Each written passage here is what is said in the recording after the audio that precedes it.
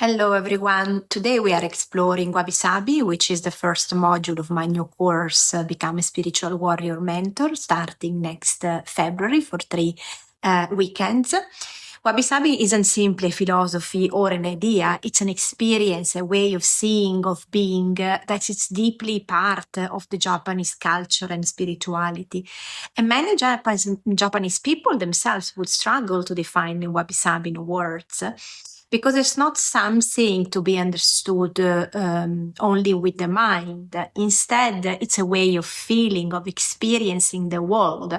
And it's part of Zen Buddhism, of Shintoism, and the Japanese shamanic traditions, where for them enlightenment and the real freedom can be reached and achieved through this life, not in the afterlife. So let's start with Wabi. Wabi is all about beauty in simplicity, imperfection, and incompleteness.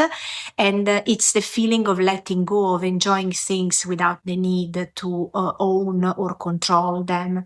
And the Japanese call this a gentle melancholy, bittersweet happiness, natsukashi.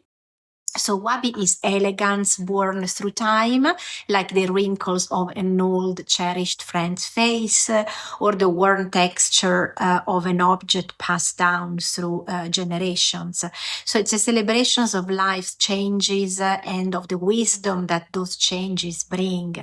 And then we have Sabi. Sabi is the awareness that everything fades. It's an invitation to appreciate life's fragility. And with Sabi, we see the world as an ongoing journey, an endless cycle between birth and death, between the visible and the invisible. And Sabi asks us to let go when the time comes, to honor the rhythm of nature and to accept what we cannot hold forever. So in this way, Sabi nurtures humility, faith, and the kind of beauty that embraces all that is imperfect and impermanent. So when we practice Wabi Sabi, we choose to live close to nature. And this can be a physical closeness, like spending time outdoors, but it can also be a mental state. And Wabi Sabi teaches us that beauty isn't a concept to be analyzed. It's a practice, an action, a way of living in harmony with everything around us. So by embracing imperfection, we let go of fear and insecurity, and this allows us to forgive ourselves, to release anger, and to open up in a creative way.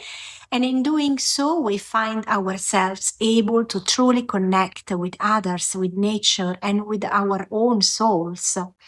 And in shamanic traditions, our bodies are seen as vessels of our spirit and emotions. Wabi Sabi reminds us that our imperfections, our insecurities, and our flaws are not obstacles, but they are opportunities. And each breath, each heartbeat holds the possibility of transformation. So imagine Wabi Sabi as a path that we walk, knowing that it has been walked by those before us and will be walked by those who come after. And with every step, we honor our ancestor and the wisdom of nature, letting the rhythm of life teach us when to push forward and when to rest. And one of the fundamental principles of Wabi Sabi is rhythm. So everything in nature has its own rhythm. Flowers bloom at the right time. Animals appear when it's safe. Even rivers change their flow with the seasons. So this is a principle called Johaku, which means the right rhythm at the right time. So when we learn to sense this rhythm, we start to understand ourselves better. So we see which moments in our life are meant for growth and which are meant for rest. And we can even practice this awareness in our daily lives by sitting quietly, observing nature, and feeling gratitude for the precise moment that we are in.